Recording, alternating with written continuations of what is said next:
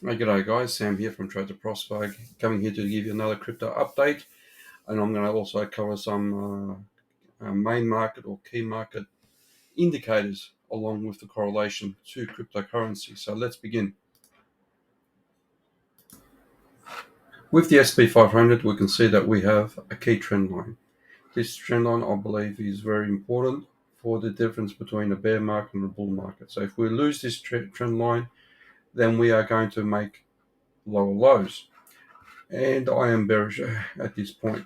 So if we were to add a fib extension using this top to bottom, swing high to swing low, we got a good number.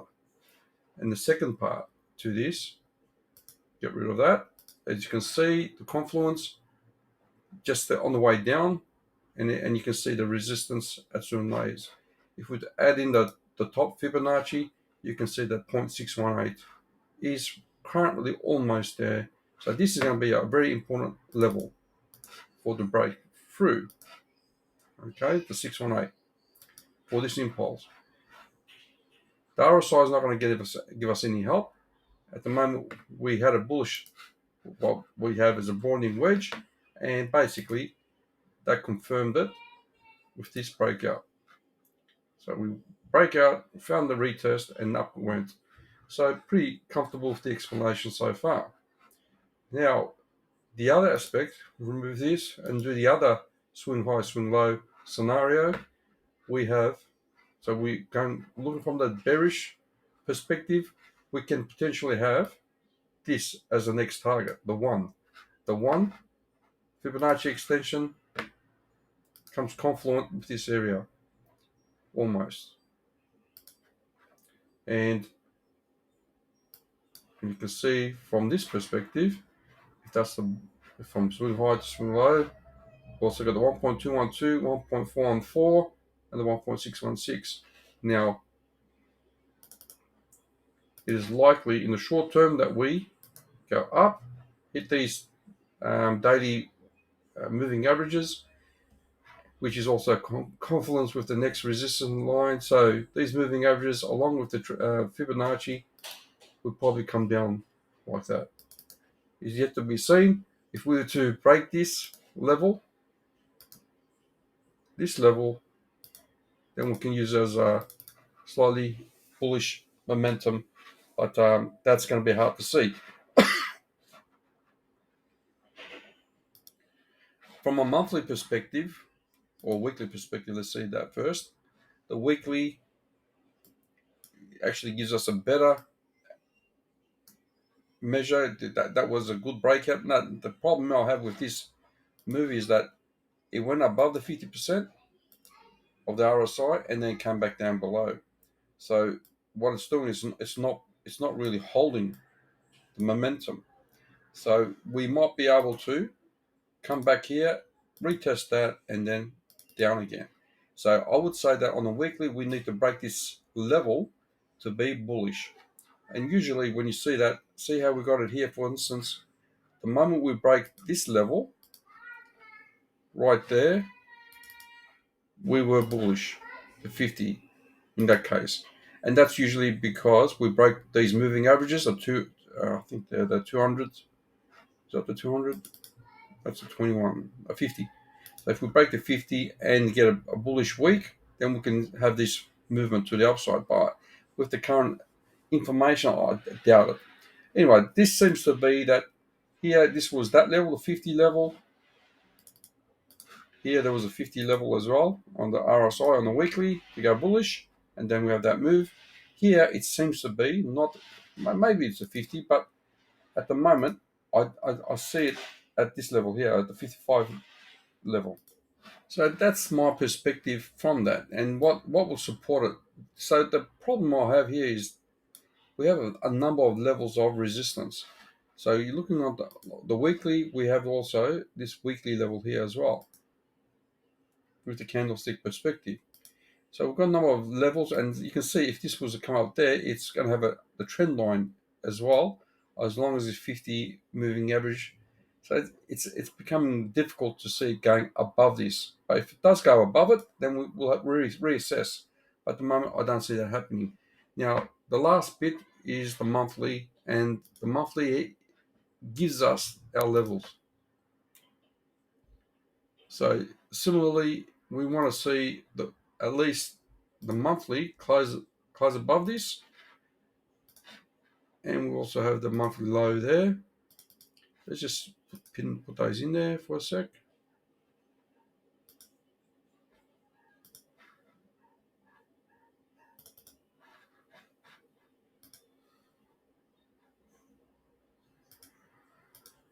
And if we go to the weekly, so if we close the monthly or the week above this level, then we can be bullish.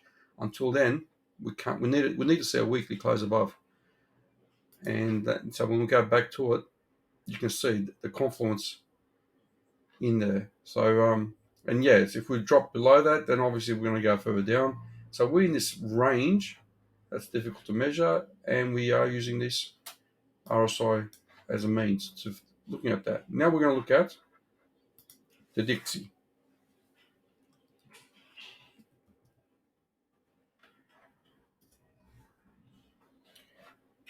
We can see a bearish divergence playing out right here on the RSI. This is the weekly, so that's playing along. And if we look at the weekly trend, we can probably use that as a means of support. So we might just come down a bit more and then break above.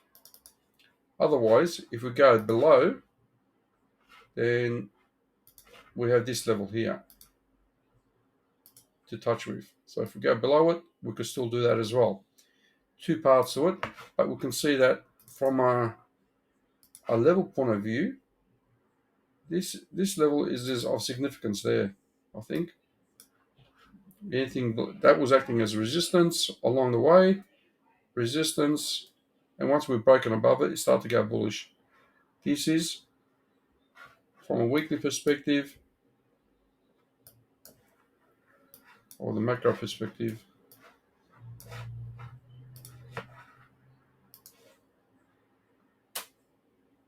We hit that Fibonacci level, and I think I had something along the lines like that. And if we copy paste, we had this as well. So we at pretty much a strong resistance, getting a bit of pullback. We might get, so that is a bullish sign, parabolic. I think we'll continue on, but for the short term, we have bearish divergence playing out. So I do see this coming down. First that level, and then I suppose we can play devil's advocate, just do that, and we might look for support here on the 618 for the short term. So this might come down either there or there, and using these moving averages as a cradle trade. Let's look at the MACD, see if it gives us anything. Be confident as a cradle trade. Yeah, so the MACD is still convergent. Yeah, a bit of a bearish divergence there. Just there, and pretty much here as well. So that's playing out. That's why we expect this to come down a bit and SP500 to go up a bit. Now, if we go to a 2-week chart, that will disappear. So we have slightly bearish divergence here, but the MACD is likely to come, if we look at that, it's still bullish. It might come there and then continue on. If we get a crossover with the 2-week, then we're going to go much deeper down. We might get, if it pulls down further, then we can have this scenario, one of these scenarios. Yep, probably this scenario here. I do believe this structure is a measured move. So if we were to take the average from there to there, we've got slightly higher to go, and that's why the measured move is about 113 or so. Anyway, I'm going to leave that on that, and now go to Bitcoin. Now looking at Bitcoin, we can see from the 2-week perspective these moving averages, and we can see that if we get this crossover for these moving averages, that's not a good sign. However, having said that, this drop is very, very steep, and it will take these moving averages for a long time to catch up. So they're not going to really help us in this situation. So let's look up a bit closer on the daily.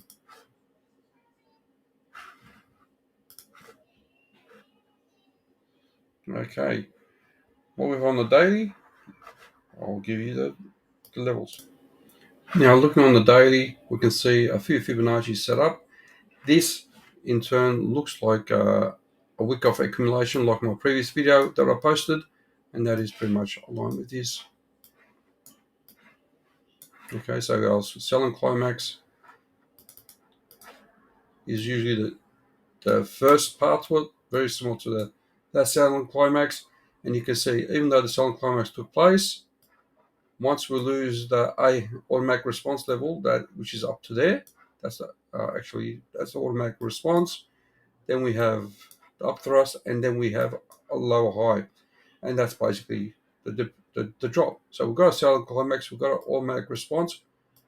Automatic response, we're above it now. So the next level, which is up thrust, which is the 618. So we're gonna find ourselves in that range. There's a possibility that we could drop and then go up. However, it's unlikely to drop with this momentum. So we got 1, 2, 3 days in a row with green, and this is going to be likely to be a green accumulation. There's something happening on the US dollar and the SP500. Otherwise, I think Bitcoin will continue on, and then we'll hit this level next. Now, what we can see here is this moving average here. What is it? I believe it's a monthly. Let's see. It's the monthly 50. No, so it's the monthly 50 moving average. That, I believe, is holding us up at the moment, right there. So we need to break that as well. So looking up closer, that could be pretty much playing a resistance as well. And then we have previous support here on the daily. So that's a daily level.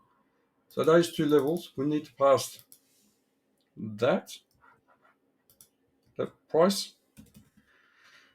Those above that will give us confidence that it'll go up. Otherwise, we're just going to consolidate here and make the decision of going down or up. At the moment, I do believe that we did the liquidity grab, all the shorts that were there and there have been closed off. I think they're going to try and get these shorts. There's a lot of shorts taking place and a lot of volume. And so I would think, like I said in my previous video, that this level also has that moving average coming down. But I am in the opinion that this or this will be sufficient enough if it gets to that level.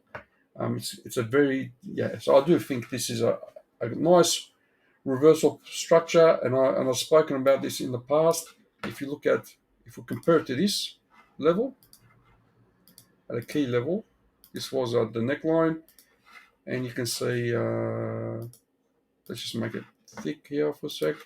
Automatic response level was that, or that top range, and you can see a lot of rejections, and then we got this move to the ups above that to hit the 200 moving average, get this sort of double top structure on the daily.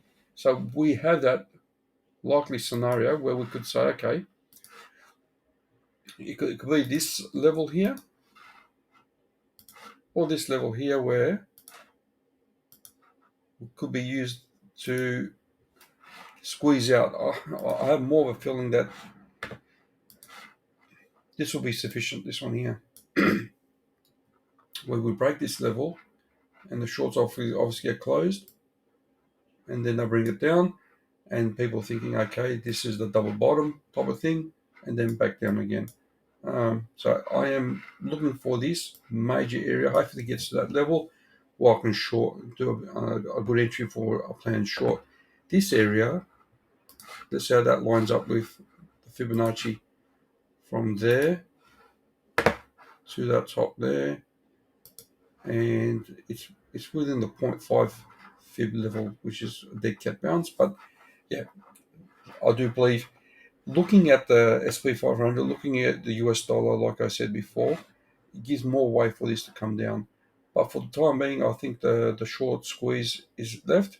That probably, I don't know how much there is in there, but to grab that, raise the prices up, squeeze them out, and then unload and make a 50 something percent gain, and then let it go. And the retail will just suck it all up. That's what I'm thinking at the moment, guys. In the short term, on the 4 hour, let's have a look.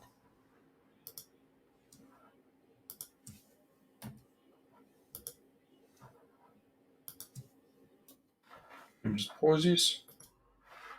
Pretty much on the 4 hour, we have gained the upper hand here. This is, like I said, this was a key fib level, key resistance, and then we have this ever so slightly higher resistance, which is, now I see it, it's the monthly 50 moving average. And so that's, if we are knocking on this. We had one good breakout, and it was a big volume, but it didn't drop much. So the whales, you can say, I think are going to buy the dips. People are going to continue to buy the dips. I don't think this will come back down. It would be nice for it to come back down to probably here, but I think this is where they're going to make people sweat it out. That could be point of control right there at the moment. And if it breaks below that, then it will go to that fib level there. But I don't think that's going to happen. So I think this is just going to slowly grind away and just go up, as long as these guys don't go bearish. So I'm going to wrap it up on that, guys. If you like what you see, please give me a like and share, and come and join our Telegram group. Talk to you soon. Cheers.